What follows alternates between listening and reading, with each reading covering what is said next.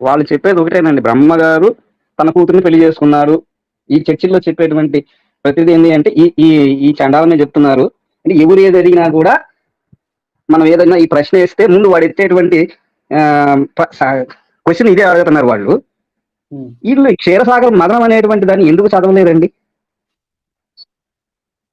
బ్రహ్మ తయారు చేశారా, లేకపోతే పాల సముద్రంలో నుంచి వీళ్ళంతా వచ్చారా? పెట్టిన వాళ్ళనే అడగాలి ఇప్పుడు మనం. కాదులేండి, మామూలుగా ఇంత మన నేను ఒక టీచర్ అండి, నా వయసు 54 సంవత్సరాలు. మీతో ఆల్రెడీ నేను గతంలో కూడా మాట్లాడాను. హలో, చెప్పండి చెప్పండి. నేను కూడా మీ ఇన్స్పైర్ అయ్యి నేను కూడా ఒక బుక్ రాస్తున్నాను. సూపర్. నాకు కిరణ్ గారి ఆదర్శం, కిరణ్ గారు అండ్ అవి గారు. ఓకే.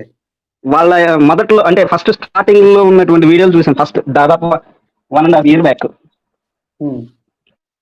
అప్పుడు నాకు ఏంటంటే ఎర్ర సముద్రాన్ని చీల్చారు అనేటువంటి దాన్ని ఏదో వస్తూ ఉంటే అనుకోకుండా చూశాను. ఈ మోసే అనేటువంటి వ్యక్తి ఎర్ర సముద్రాన్ని చీల్చాడు రెండు కానీ.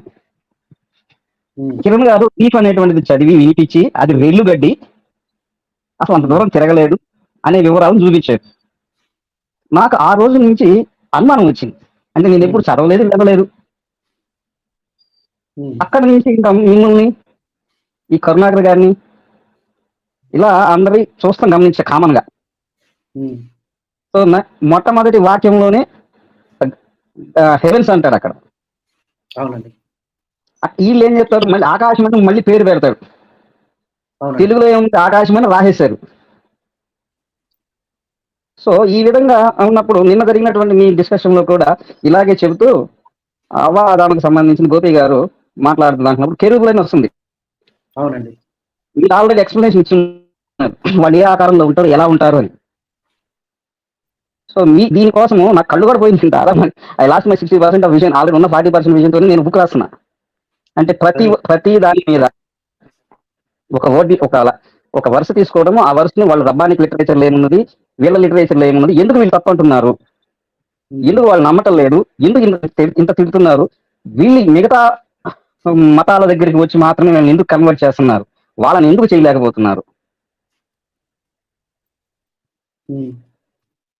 అనేటువంటి దాన్ని విడమర్చి వివరంగా, అంటే మీరు చాలా చక్కగా రాసి ఉన్నారు. మీ బుక్స్ కూడా తెప్పించుకున్నాను, క్రైస్తవంలో వేయడం చిక్కుముళ్ళు.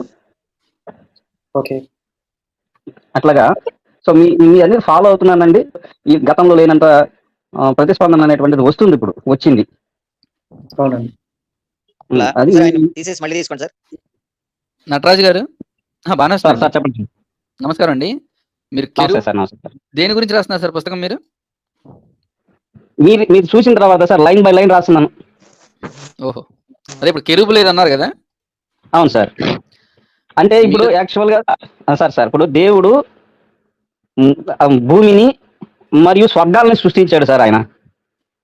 వీళ్ళు ఏం చెప్తారు, మన తెలుగులో ఆకాశాన్ని సృష్టించాడు అంటాడు. అసలు స్వర్గం అనేటువంటి కాన్సెప్ట్ వరకు ఉందా? ఈ స్వర్గం అనే కాన్సెప్ట్ జూయిష్లు ఎలా ఉంది, క్రిస్టియానిటీలో ఎలా ఉంది, ఇస్లాంలో ఎలా ఉంది అనేటువంటి వర్సెస్ ని తీసుకొని వాళ్ళ లిటరేచర్ ఏం చెప్తుంది, ఎన్ని అంతస్తులు ఉన్నాయి, లెవెల్స్ ఎన్ని ఉన్నాయి, ఎంతమంది మారిస్తే ఎక్కడికెక్కడికి వెళ్తారు, ఎవరెవరు వెళ్తారు. వాళ్ళ ఉద్దేశంలో స్వర్గం అంటే ఏమీ లేదండి. ఆకాశం అనేది షామియానా టైపు. అవును సార్. ఆ షామియానా పైన స్వర్గం ఉంటుంది. అవును సార్, అంతే. అంటే ఇప్పుడు ఒకళ్ళు వాళ్ళ అంచెలు చెప్తున్నారు సార్. ఎందుకంటే ఇప్పుడు ఈ ప్రవక్తలందరూ ఒక అంచెలో ఉంటారు. అంటే దేవుడికి దగ్గరగాను, దేవుడికి దూరంగాను. అంటే ఇప్పుడు మనం ఒక సినిమా హాల్కి పోయాం అనుకోండి సార్, 10 రూపాయల టికెట్, 50 రూపాయల టికెట్లు ఉంటాయి కదా సార్. అంటే స్క్రీన్కి దగ్గరగా, స్క్రీన్కి దూరం కానీ అలాంటి లెవెల్స్ ఉన్నాయని చెప్పని ద పారడైజ్ లాస్ట్ లో రాస్తాడు మిల్టన్ గారు. అది కొంతమంది ఒప్పుకోరండి ఈ కాన్సెప్ట్ ని. మన దగ్గర లోకల్ అంటాం కదా. మీది అవన్నీ విన్న తర్వాత నాకు మొట్టమొదటిసారిగా వచ్చిన డౌట్ ఏంటంటే, ఈ ఆదాం అనేటువంటి వాడు అసలు ఏదైనా తోటలో సృష్టించబడిన తర్వాత ఎన్ని రోజులు ఉన్నాడు? సంవత్సరాలు కాదు, 1 రోజా, 2 రోజులా, 3 రోజులా, 4 రోజులా? ఆయన్ని ఏ రూపంలో ఉన్నాడు, ఎలా మారాడు, ఇవన్నీ వీటన్నిటి యొక్క కొన్ని ఆన్సర్స్ ఈ పారడైజ్ లాస్ట్ లో దొరికినాయి. తర్వాత బుక్ ఆఫ్ కేవ్స్ అనేది ఉంది కదండి, ఆదాముకి వాళ్ళకి చరిత్రకు సంబంధించి వాళ్ళు బతకడానికి, దాన్ని కూడా చదవటం ప్రారంభించాను. అసలు వీళ్ళు ఒప్పుకోవడానికి కారణం ఏంటి అంటే, వాళ్ళకు అనుకూలంగా అంటే వాళ్ళు ఏ సిద్ధాంతాన్ని అయితే త్రిత్వానికి పెట్టుకున్నారో ఆ సిద్ధాంతానికి వ్యతిరేకంగా ఉండే అన్ని వర్సెస్ ఎత్తేసేసుకుంటూ పోతున్నారు, మార్చేసుకుంటూ పోతున్నారు. నిరూపించుకోవాలి, త్రిత్వం ఉంది అని చెప్పి నిరూపించుకోవాలి. అందుకని లేని వాటిని ఒక లేని పాత్రని యాడ్ చేసుకుంటూ పోయారు. అందరినీ ఫాలో అవుతూ ఉన్నాను, అన్ని వింటూ ఉన్నాను. ఓకే. సో మీ యొక్క శ్రమ ఫలించాలని చెప్పని అంటే ఏ అబద్ధాల మీద అయితే పునాదులు నిర్మించబడ్డాయో అది త్వరలో కూలిపోవాలని ఆశిస్తున్నాను. సూపర్. ధన్యవాదాలండి. తథాస్తు. Thank you sir.